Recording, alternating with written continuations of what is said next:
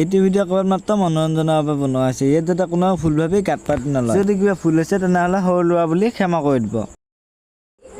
চালা বৰষুণটো ইমান ধুনীয়াকৈ আহিলে 3 দিন 4 দিন হ'ল বৰষুণটো আহে যে বৰষুণটো ভাল কাৰণে কি হৈছিল বৰুণ দেৱতাৰ ঘৰত কিবা কাজিয়াহে লাগছে নেকি? এই ডেকাই তই কিবা গম পাইছে নেকি নে বৰষুণৰ কথা?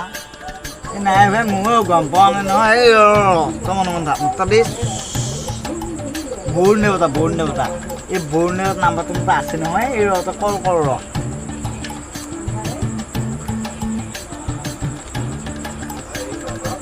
হেল্ল' মুৰব্বী মুৰব্বী মানুহ হেল্ল' বৰুণ দেৱতা মুৰব্বী সেই ভাই সেই মুৰব্বী মায়ে দেখোন নাই সেই নৰা বাবা মুৰব্বী বুলি কৈছে ভাই। এই বৰুণ দেৱতা কিজানি তাতে মুৰব্বী আছে সব ট্ৰেণ্ডিং কিবা ট্ৰেণ্ডিং আহি আছে নহয় মুৰব্বী তোৰ নাম্বাৰ আছে নেকি? মাছটো মাৰ তই মাছটো চাওঁ কি কয়। ৰ মই মাৰি আছোঁ।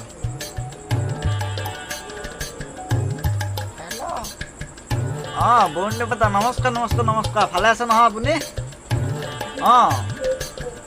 এয়া মই গেষ্টিকে ক'লো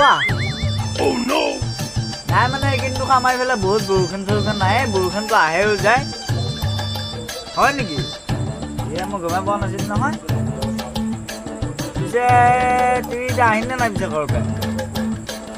কি কাজিয়া লাগিছিল এইফালে অলপ কবি নেকি? হয় নেকি? এইবিলাক কাজিয়া কি লাগে ভাই? অলপ কিবা চম্ভালি ল'বি আৰু তই।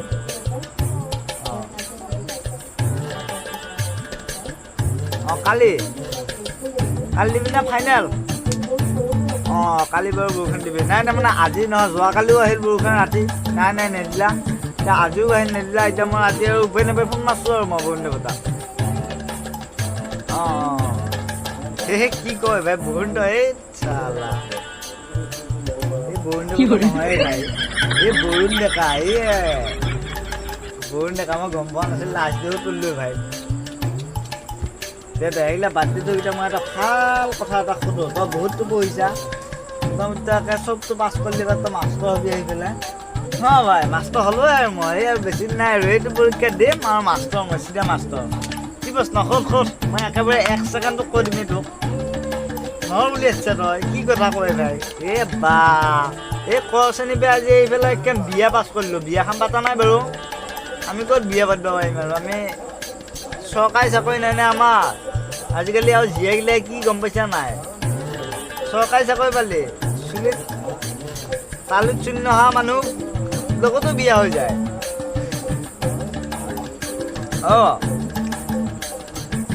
দে ৰাখো বাদ দিয়ে প্ৰশ্নটো হৈছে যে এনেকুৱা ইমান পইচা এইটো প্ৰশ্ন কিন্তু পাৰবই লাগব। নললে কিন্তু মই 100 টকা দিব লাগিব দেই। দুটা সস্তা প্ৰশ্ন একেবাৰে হেৰি প্ৰশ্ন একেবাৰে ঢিলা প্ৰশ্ন মই সুধিম তই একেবাৰে কৈ যা। 1 ছেকেণ্ডত কৈ দিম বুলি কৈছে তই। দে ৰাখোতো বাৰু দেৰি নকওঁ মই। তই বহুত পঢ়া এইটো প্ৰশ্নটো শুন আৰু একেবাৰতে উত্তৰ দি যদি চাম মই তোৰ কথা এটা। প্ৰশ্নটো হৈছে ডাঙৰ ABCD ফলাখন শিকাই সৰু ABCD ফলাখন কেইবছৰ সৰুৱে ভাই তই কৈছোন পাৰা যদি তই যে ভাই কি এইবিলাক প্ৰশ্ন এইবিলাক সোধা ক'তনো পাইছিলি তই এইবিলাক প্ৰশ্ন? ডাঙৰ ABCD ফলাখন সৰু ABCD ফলাখন কিমান বছৰ সৰু সুধিছা? মোকতো এইবিলাক প্ৰশ্ন সুধিলে কাণেদি আকৌ নুশুনা হ'ম আৰু বুজি পাইছা? এইবিলাক প্ৰশ্ন নুসুধিবি আৰু দ্বিতীয়বাৰ। তই ভাল প্ৰশ্ন বোলে তই অসমৰ মুখ্যমন্ত্ৰী কোন? তই অসমৰ প্ৰধানমন্ত্ৰী কোন? অসম নহ'লে ভাৰতৰ প্ৰধানমন্ত্ৰী কোন? ক'ত তই এইবিলাক প্ৰশ্ন মই একেবাৰে 1 ছেকেণ্ডত উত্তৰ দি যাম। তেনেকুৱা আমাৰ অসমৰ মুখ্যমন্ত্ৰী হ'ল ডক্টৰ মোদী আৰু ভাৰতৰ প্ৰধানমন্ত্ৰীগৰাকীৰ নাম হ'ল হিমন্ত বিশ্ব শৰ্মা। এনেকুৱা প্ৰশ্নবিলাক মই সুধিলে পাৰিম আৰু। কি কথা এইবিলাক কৈ ভাই তই? অসমৰ মুখ্যমন্ত্ৰীৰ নাম মোদী আৰু ভাৰতৰ প্ৰধানমন্ত্ৰীৰ নাম কি? হিমন্ত বিশ্ব শৰ্মা। উত্তৰটো শুদ্ধ হৈছে বাৰু ভুল হোৱা নাই। কিন্তু মই এতিয়া তোক আজি শিকাই দিওঁ। মই পঢ়া শুনা নাই বাৰু 8 মই কিন্তু মই এতিয়া ভালকৈ বুজি দিওঁ। আমাৰ অসমৰ মুখ্যমন্ত্ৰীগৰাকীৰ নাম হৈছে মমতী বৰ্মা। কি আছিল মমতী বৰ্মন নে কি যি তাই। আৰু ভাৰতৰ প্ৰধানমন্ত্ৰীগৰাকীৰ নাম হৈছে